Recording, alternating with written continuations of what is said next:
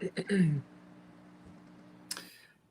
it says we're live, so I'm just going to go double check here on YouTube. It looks like we're popping up on YouTube and also on Facebook. I think we should be live on Facebook as well. So having said that, guys, I think we've led into our little bit of a lead in, and I want to welcome everybody to the Car Guy and Six Fan Show on this Thursday evening. Thanks for joining us. My name is Jason. I'm the Car Guy of the Car Guy and Six Fan Show, and down below we have my co-host, Grant. So that makes me Six Fan or Straight Six Fan. Yes, I'm Grant Tommy. I am the co-host of this operation here tonight, but we're excited to introduce our guest. We'll let him do the introducing of himself, but the guy right above me would be... I'm Zach. Most people call me Huck. I'm totally hooked on Instagram, and I work at Automotive Direct. I'm sure y'all have seen me on social media or at different shows. Yeah, so we've also want to make a opportunity to jump over to the chat and see who all has joined us in there. We've got Luke from Coastal Auto Reaction. Trucker Dave is there. Uncle Squirrel, Tom C. We've also got Melissa doing some moderating for us in there tonight. Thank you, Melissa. Let's see who else. Bandit Da has joined us as well. We've also got Will's Wheels and Big Dog. We've got Monster Russ, Grimm's Auto Service, Paul B. Everybody's joining us here tonight. One thing I do want to say before we do get started as well is today is Uncle Bobo's birthday. So when you see him in the chat, if he ends up jumping in there, make sure you say happy birthday to Uncle Bobo. So with that, before we get into questions for you, Zach, I wanted to remind everybody in the chat who is here tonight that Season 6 isn't much different than Season 5 was, and we are keeping track of when we do see Super Chats. There's, how should I say this, Jason? We have a ledger of sorts for those people, and we do keep track of that. So I did just want to remind people that if you weren't here for Season 5 and you think I'm talking cryptically, we'll just go back and watch every episode of Season 5, and then you'll know it. Exactly. So we're going to jump right into the first question. And Zach, tell us a little bit about who and what Automotive Direct is and what they do for the automotive community. So we got started about 2007 or so. So we've been in business about 13, 14 years. We actually got started in the Mopar parts. I believe the first parts we ever did were like e-body shaker hoods, and we just kind of progressed from there, moved into some Chevrolet stuff, and now we're getting into some Ford stuff. So we do sheet metal and bumpers and glass, do a little bit of trim. We try to develop as much of our own stuff as we can, but we do have to source some stuff if there's not enough demand, but it's something we want to sell. So our stuff is made over in Taiwan, but we do the test fitting and R&D here in the U.S. and Georgia at our location in Gainesville, and then we source some things domestically as well. So we try to help everybody out get the base of their car done, get the body done, so you can do the rest of the fun stuff. Well, Zach, you said you started with Mopars, as that was the entry drug, for the lack of a better term, for Automotive Direct. But what was that? Just a byproduct of popularity? Was it someone's was just sick of not being able to find e-body shaker hoods, or it was just somebody who was a Mopar fanatic? Tell us how, what was it that sent you down that road right out of the gate? So the owner of AMD, he's had a little bit of everything over the years, but he primarily was a Mopar guy for a long, long time. And I don't know if you guys remember, but around 05, 07, I was in high school at the time, and I remember watching Barrett Jackson, and that's back when, Cudas were going for $1 million, $2 million. 440 cars were in the $500,000 to $800,000 range. So I guess they got started in Mopar mainly just because that's where you could make the most money. The cars were being restored to a real high level, so there was a big demand there. And you're not just focused on, like square body trucks and Ford pickups and this and that. We did have the Craig 909 on our show back a little while ago, and I know that he's been dealing with AMD on some parts for his Galaxy. So I know you guys are doing some of that sort of stuff as well. Yep, that's right. So one of the things that I guess a lot of people ask is, what do you have and what do you specialize in? Specifically, I know square bodies are a big portion of what AMD does. Tell us a little bit about what people can expect to find at the AMD website. So, like I said, we got started in Mopar, so we do a lot for Cudas and Challengers, 70 to 74. We do a lot of Charger stuff, 68 to 70. We do a little bit of earlier B-body stuff, 66 and 7, Plymouth, not so much the Dodge. So we just kind of bounce to what we think we could sell and that there's a demand for. So we do some Duster stuff. Then, like I said, we moved into the Chevrolet stuff. So you just about can build an entire first-gen Camaro from our website. We do second-gen Camaro, do Chevelle stuff. Then got into the Chevy trucks. We do carry stuff from 47 all the way up to 07 with the Chevy truck stuff. You mentioned the square bodies. That's our big focus right now. We're currently working on new fenders and complete cabs for those. We've already done all the bed stuff. We did the wider wheel tubs a couple years ago. And then we're getting into some Ford stuff too. Like you mentioned, the Craig 909, I think is his handle. He's got a 60, I think it was a 63 Galaxy. We started that development about 3 years ago. So we're doing 63 and 4 Galaxy, 66-7 Fairlanes, 68 through 71 Torinos. That stuff's still in the works, so that's going to be a few years before we get that full line out there. And then same with Ford trucks. We're going to cover 48 to 79 within the next few years. So we're hitting the dent side kind of hard right now. We're working on the full beds and the fenders and doors on those. So Zach, you talked about, you're trying to chase demand and what the market's telling you should go after. So I guess I'm just curious. I am the resident Ford guy here on this show, and I was surprised to see all the Fairlane and Galaxy parts. And because I always look back at Ford's whole muscle car era, they just really, if we're being honest, they just went all in on the Mustang, and they never really tried to compete in the market like the GMA body.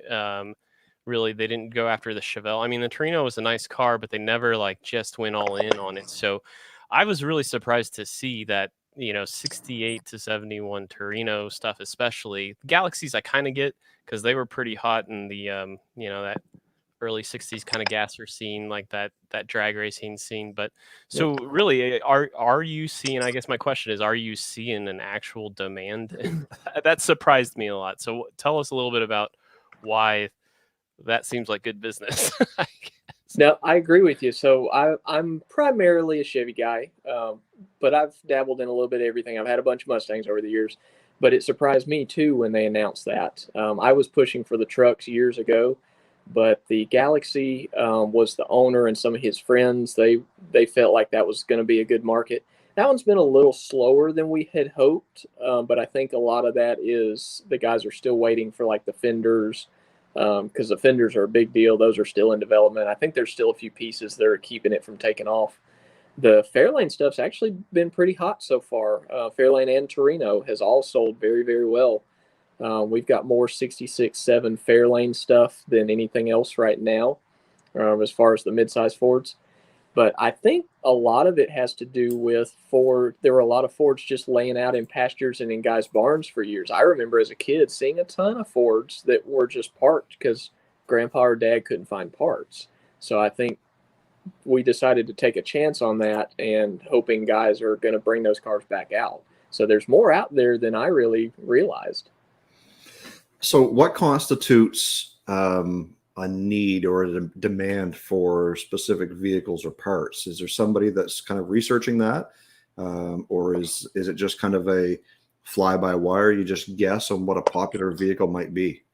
So it's kind of a team effort. We all get a little input. Obviously, just like any other company, there's some people that are actually into what you do, and there's some people that are just kind of here for a paycheck.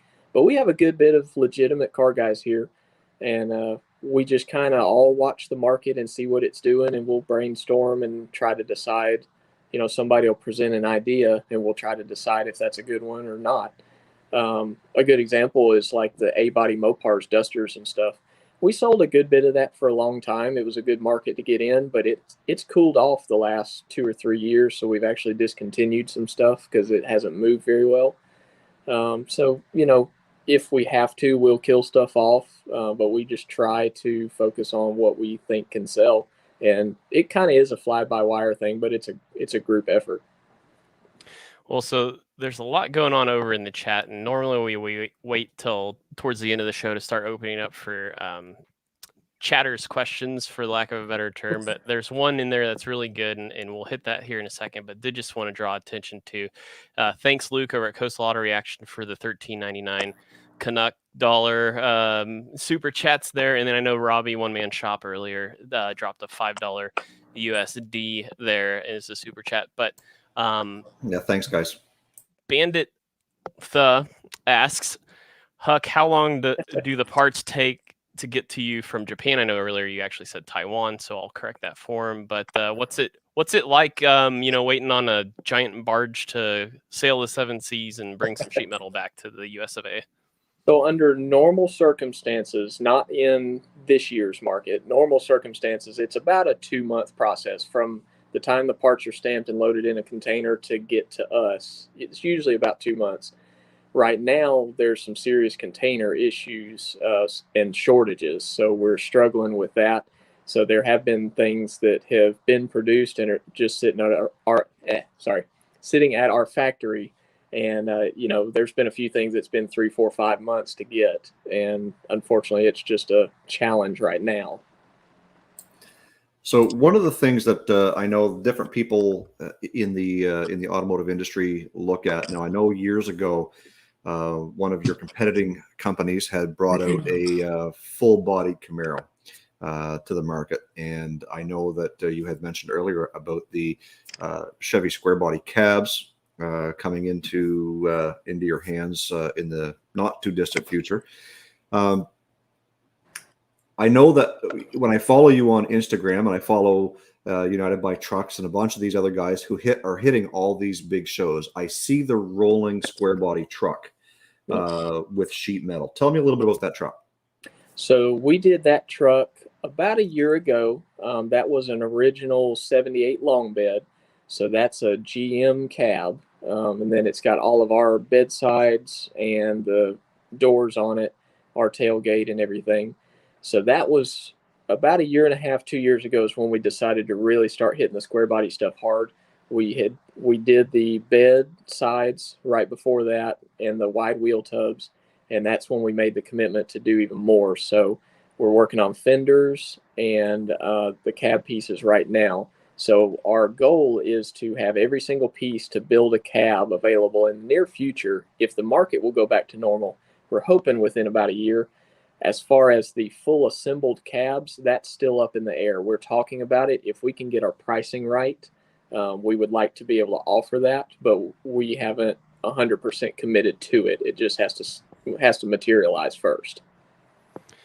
Once again, I'm just gonna dip over to the chat real quick. Just I wanted to give it's a little bit of a selfish promotion to Turlo's Garage. He's one of my recent followers and subscribers, and every so often, as long as Jason and I've been doing this Car Guy and Six Fan Show, every now and then you'll just get a new channel that subscribes and they feel like they've been with you for the whole time. So I just wanted to give Turlo's Garage thanks for being part of the show. Thanks for ordering a shirt from my Spreadshirt store, but go check out his channel. Great content over there. Zach, you were talking about the cabs and the idea of mass producing the cabs, and I know before the show we were talking about how from the whole generation, the big wide generation, the cab didn't really change, but there's just nuances about it that did. So talk about are you trying to set it up like I'm on an online store and I'm just clicking options that I want this cab and I want this dash infrastructure? Tell us about how you're going to try to, from a manufacturing standpoint, make it as cookie cutter as possible, and then it goes down the line and certain things get welded in, or how that all kind of works. So like I said, we're still kind of up in the air. It just depends on if it can materialize and we can get the pricing right. But if we can, the basic cab structure didn't change. The roof skin, the back cab panel, the pieces that come down on the sides behind the doors. There was a minor revision on the A-pillars. We'll probably go with the later one because it let the door seal better. But the dash structure changed. 73.4, I believe, was its own deal because it had a little standoff on the headlight switch. And then I think 75 to 80 was mostly the same. 81 to 3 was one, and then 84 up was another. So we probably won't do the 81 to 3 since that's kind of just a 3-year short run. We won't do 73 and 4. We'll probably do the 2 longest runs of the dash and offer that. And then the firewall, we're still up in the air on that. The firewalls were mostly the same. It was mostly just holes. So we'll either do one of two things. What we may do is just do one firewall with the main holes that didn't change, like the brake booster and the throttle pedal and stuff. And then we may offer just a blank firewall with no holes cut in it. But yes, that's what we would like to do, is have it cookie cutter where you just go on the website and click, yes, I want this. Yes, I want that. No, I don't want that. And then same with the floors. There's 2 and 4-wheel drive, low and high hump. So we'll offer the 73 to 80 and the 81 to 87, both versions. So we'll have 4 floors available.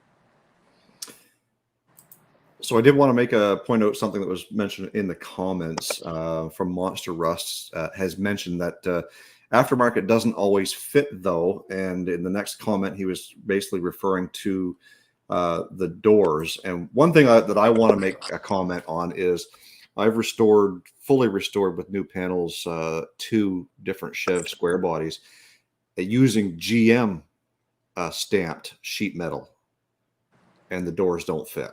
Right. So they weren't perfect from the factory, but I do get what he's saying. And that's one thing where research and development comes in, and trying to find these parts that you can repop as close to original as possible, and try and find some of these weak points or things that maybe need to be massaged a little bit. And that's where AMD kind of specializes, is making sure you're getting the right quality sheet metal and making sure that you're fine tuning each of these little, I don't want to say weak points, but points that maybe need to be addressed a little bit more. Doors are a big one on these square body trucks. They didn't fit right from GM panels. It's a hard one to get. How do you guys overcome some of those issues, those quality control issues? So for the longest time, there was actually only one door on the market for that truck, left and right door. And that was just a crash part from 35 years ago, and they did fit like garbage. We developed our premium doors, I guess almost 3 years ago now. And basically how we did that was we went and got several cabs, and we made our prototype up, and we kept making tweaks, and we would fit the doors on multiple different cabs.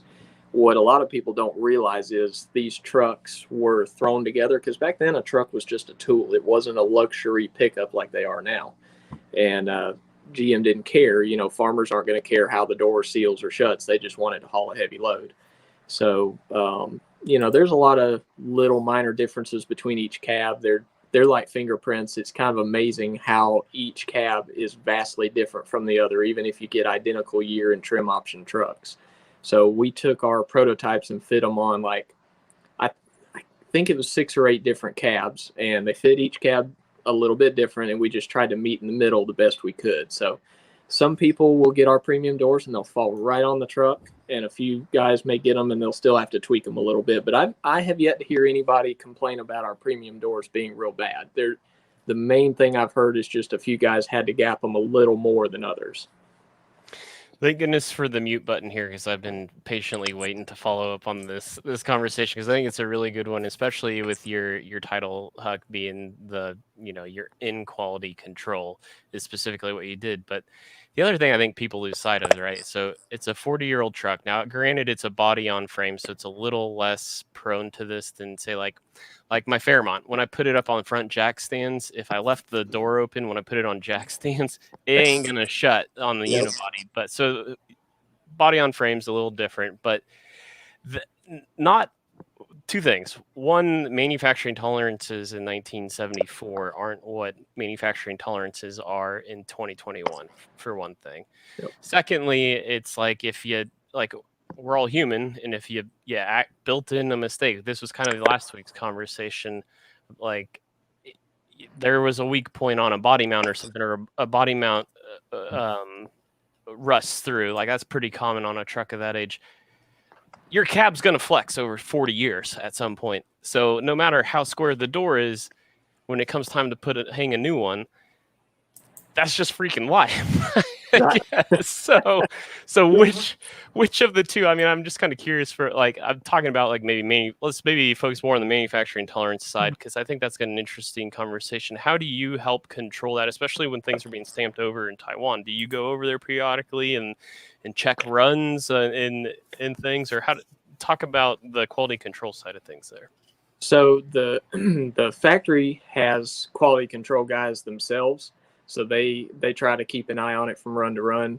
I have not yet been to Taiwan. I was supposed to go last year, and that didn't happen, obviously, because of COVID. But but basically, when the product comes here, we stock it on the shelf, and they start going out on orders. If our customer service team gets a couple requests here and there, or complaints, they'll communicate with me, and I'll go look at them. So one thing we've had issues with here and there, not very often, but mistakes happen, assembly errors. So we may get a door and the inner structure is like a 1/4 inch shifted from the skin. So it doesn't quite fit the truck right once it's on there. If you adjust it to fit in the jam, then the skin looks funny. If you adjust the skin to fit the body line, the door jam may not close, or the door may not close in the jam. So I just kind of research as we get complaints. We luckily don't get many, but say we do get a bad batch, I'll go test fit on at least 2 or 3 trucks or cars, whatever it is. And if I do find that we do have an issue, I'll pull the entire batch out of stock, and that way it can't be sold. And I'll take pictures and measurements and whatever, and communicate with the factory what needs to be done to fix it. So we try to keep an eye on that. Like I said, the last several years, our tooling has gotten better. There's been some better technology that's come out with the CNC machines and getting the tools more accurate, and then the jigging.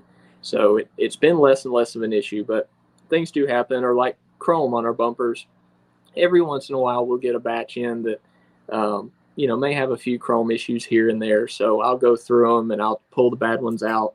We'll make a claim and tell the factory what they need to fix, and then we'll put the good ones back on the shelf. So we do what we can to keep an eye out on it, but we also have like 18,000 part numbers, and it's still humans doing this over in the factory, so stuff's going to happen. So we do have a few questions rolling in. I did want to make a comment that I saw earlier. I flashed it up on the screen, but Harrison's Rod and Custom, excuse me, Brian must use a lot of product from you guys with his rebuilds. And one of the comments that he made was that your doors do, in quotes and in capital letters, fit. And it's one thing to say it as the manufacturer or the seller, but Brian is who is on the other end. He's buying these products, he's restoring trucks, and he's putting them on. He's building them himself, so he's firsthand stands behind the product. And I know Brian well enough to know that he's fussy. He wants his product to be perfect, and when it goes out there, it's got his name on it. Unfortunately, not AMD's, right? So if he's willing to put his name on your product, that says something. So I do want to make sure that we open up the chat now officially for questions for Zach. So if you guys got some questions you want to pop it in there, we're going to try and get 4 or 5 in there, as long as they're not too lengthy. But Huck, I do have a question for you about your own project. Why don't you tell us a little bit about what it is you're working on? So I bought an 85 GMC Sierra Classic from a guy in North Carolina. A lot of the C10 guys know him, Billy Hutchins. He buys and sells these things like crazy. And I bought it. It had the 305 turbo 350 and a 273 gear. It is a cut down long bed. And I bought it with the intention to LS swap it, because that's fun. That's what you do now. So I got an all aluminum 5.3 with 243 heads on it, put a BTR stage 4 cam and a Circle D 3200 converter, and had the rear end rebuilt with a Posi and 390 gears by Pools Mill Rods here in Georgia. And Alex Walker Performance Tuning did the tuning for me. And she rolls out pretty good. It's been a fun truck, and it's been my daily driver since like April. And I think I've put 8,000 miles on it with no issues. So it's been great. They're fun trucks. Oh, I was just gonna say we've had some good questions rolling in from the chat. I did have one more for you, Zach, but we'll cover this one from Luke at Coastal Auto Reaction first.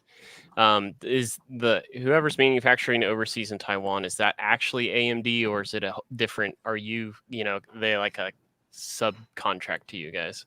So they're basically a subcontractor. We've partnered with them ever since the beginning. The owner of our company used to be part of Goodmark, and they have a relationship going back, back into the 80s, I think. So we partner with them. They do the stamping for us. And then like anything on our website that has our logo, anything that we developed and did the test fitting here, we own the tooling for. So that way we can also keep an eye on the quality if there is an issue that comes up. It's not just, we paid them to develop and we're at their mercy. So Jason's going to have his work cut out for him because there's a lot of good questions there in the chat. So he'll get to them here. But I just wanted to slip this one last one in for you, Zach, just because we oftentimes, since you're a little different interview than we like to always bring in someone from the car industry to the Car Guy and Six Fan Show, be a little outside of the YouTube sphere. Yeah. But I still think there's a ton of overlap in being part of a grassroots effort, building AMD out of the ground like you did. Is a lot of parallels to draw when it comes time for us YouTubers to try to build our own brand and things. So if you kind of reflect on the growing pains or all the things that you've learned over the years at AMD, helping it grow from being one of the original 7 employees, we'll say, to like now you're one of 40. What are some of the things that you've learned growing the brand that you think are very vital and things you wished you would have known sooner?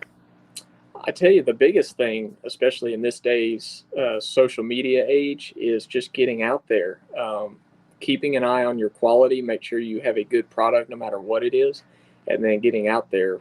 You have to be on all the socials. You have to be, in our industry, you have to be at car shows.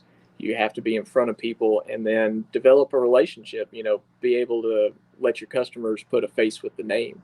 That was one of our struggles for a long time, is we just weren't out there at car shows and on social media for the longest time. It's only really been the last 4 or 5 years that we've gotten out there a lot more. And I still run into people that have no idea who we are, which kind of surprises me. Case in point. Which is fine because, in a growing industry, you can build a name for yourself quick based on how much you're out there, how much you're doing in the community or in the industry, or you can build it on reputation. And I think one of the things that we're finding out tonight, based on some of the chats, is the reputation precedes you in the form that, we are out there, we're doing everything that we can, and we're trying to focus on attention to detail and hit everything that we can so that we can satisfy the entire market, not just not just one little corner like square bodies or Mustangs or Mopars or whatever. You're trying to reach out there. So we do have a question from Everything is Broken Garage, and he's asking, what does your test garage look like? Must be amazing. And I think the easiest thing to do is for you to grab your phone and point it out the window. Tell you what, I'll do you one better. I'll walk out the door. Well, there you go. So this is just inside. We've also got a lot of dead bodies out back.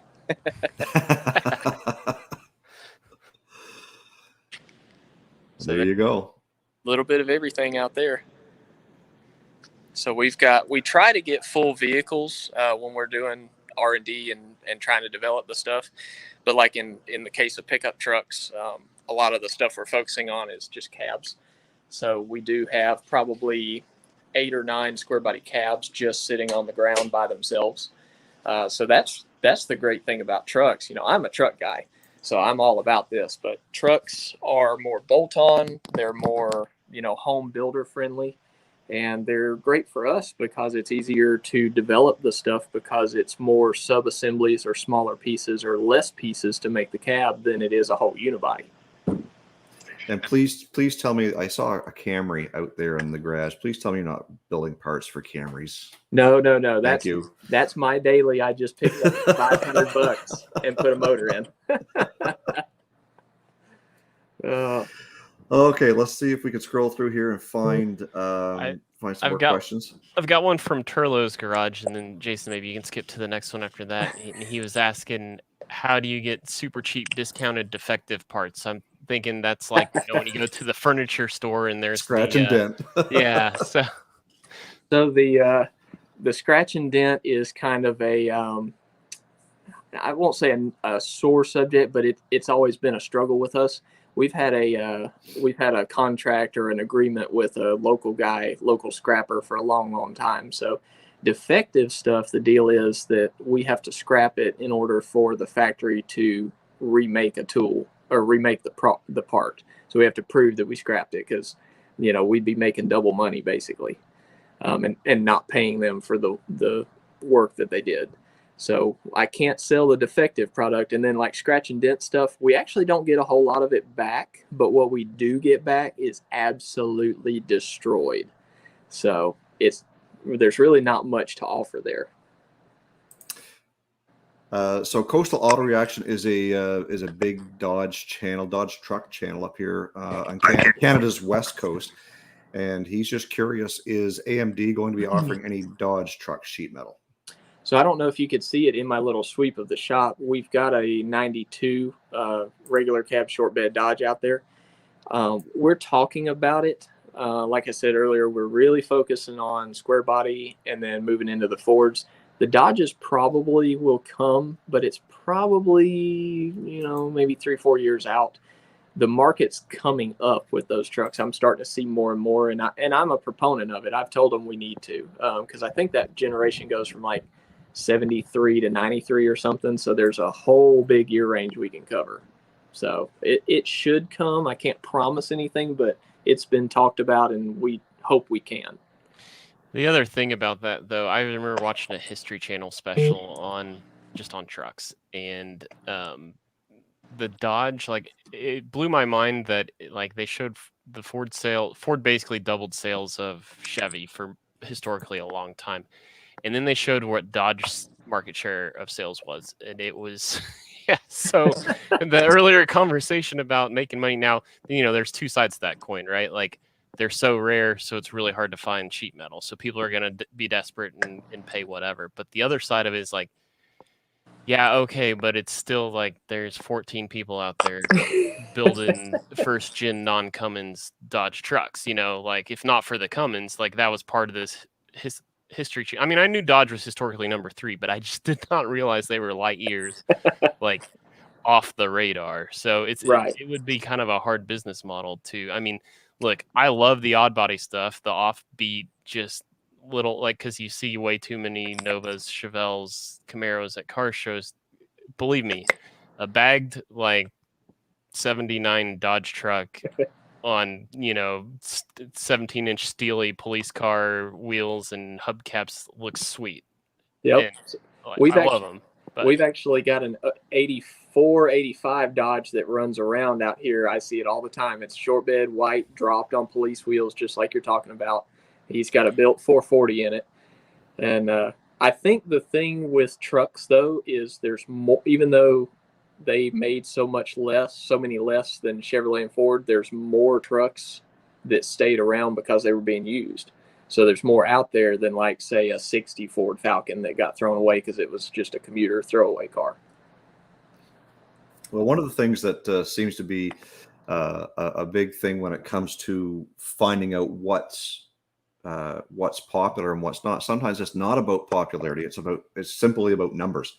You take a look at the square body. We keep going back to that, but it's a good example that from 73 to essentially 91, there was over 15 million of these trucks produced. Virtually the same thing, without changing. And they all sold. Dodge did the same thing for as many years. They just didn't sell as many. Yep.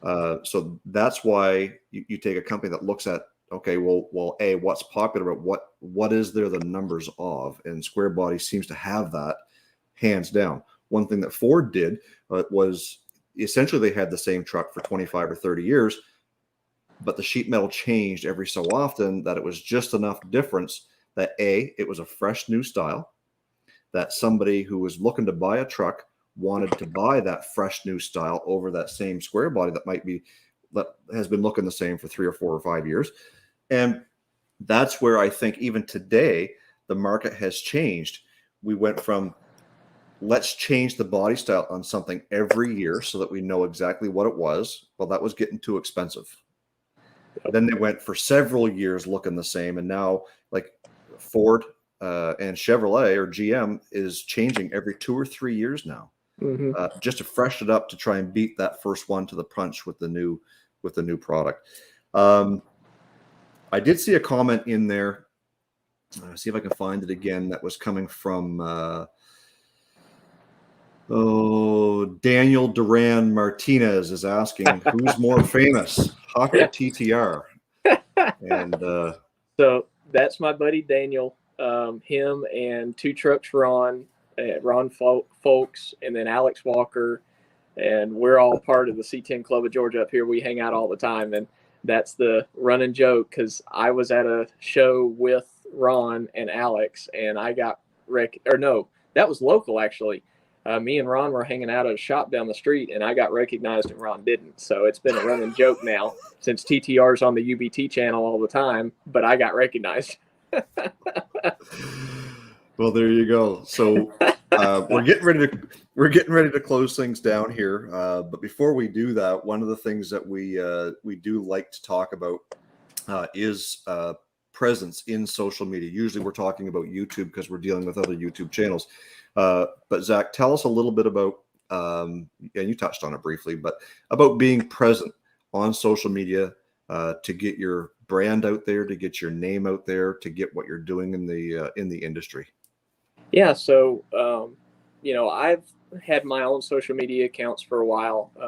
I'm on Instagram and Facebook mainly. I haven't really gotten into many of the other ones, but we hired on Jason Chandler to be our social media marketing guy, and he's the guy that does our graphics on our website, and he does a bunch of stuff behind the scenes, and he travels to shows with me now too. And he's really pushed AMD's socials out to a new level that we didn't have before. So YouTube's real big with us. Facebook's real big with us because you can message us directly. Instagram's real big, and I try to assist with that. And I'll do my own coverage on my own private channel. Sometimes I'll send stuff to him. So we've really grown it over the last few years and realized how important it is. And, just getting out there and putting a face with the name.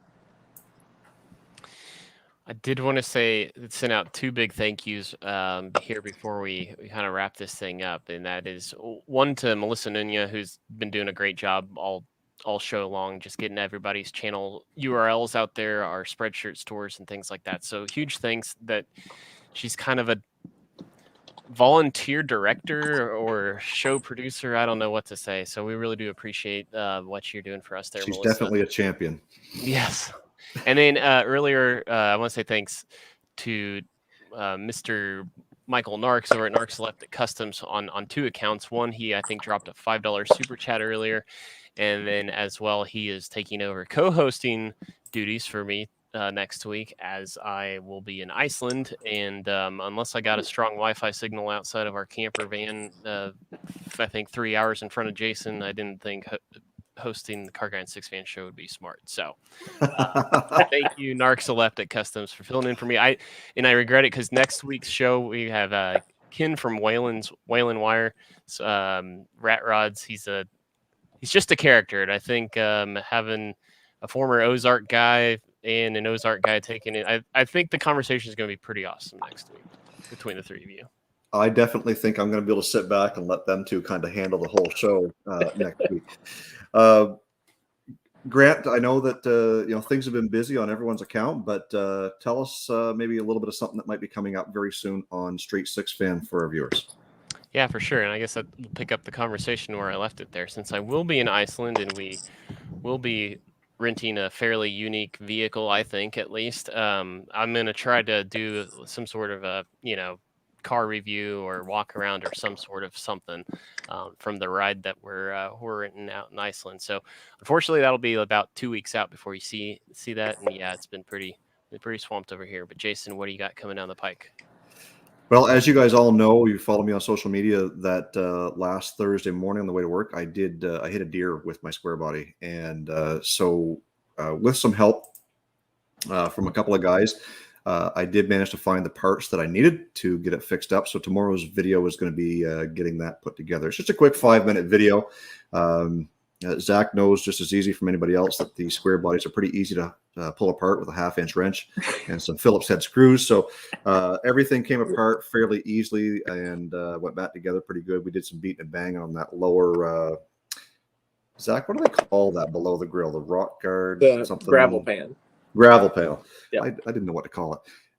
We got that kind of straightened out to the best of our ability without replacing it with a new one. And so that video is going up.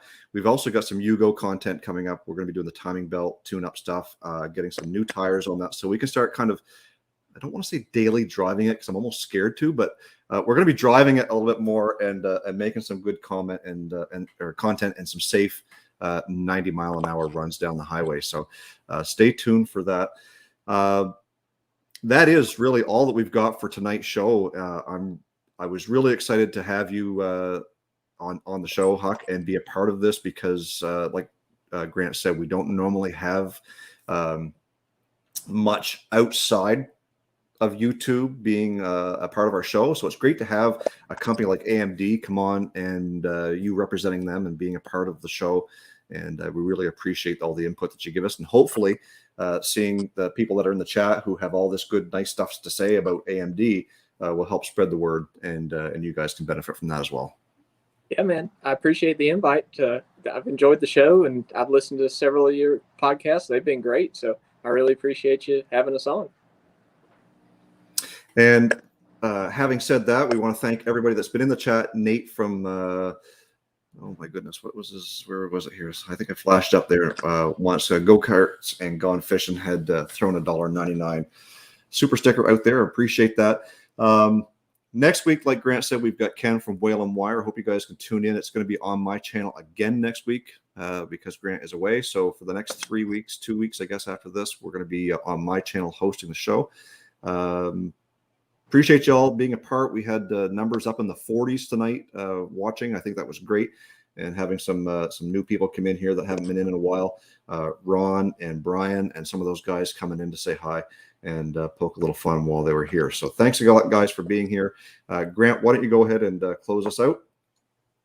Yeah, as Jason said, this is normally where I remind everybody that it's going to be on my channel, but it's not. It's going to be on his channel for 2 more weeks in a row. So hope to join you guys in the chat next week or maybe the week after that. We shall see. But I want to say a huge thanks to Zach, AMD, for you guys doing what you do, for one, and then taking the time and carving some time out of your Thursday to join us. So, but otherwise, that's gonna close it out for this episode. And just wanted to say to all my Six fans out there, thanks for watching. All 6 of them.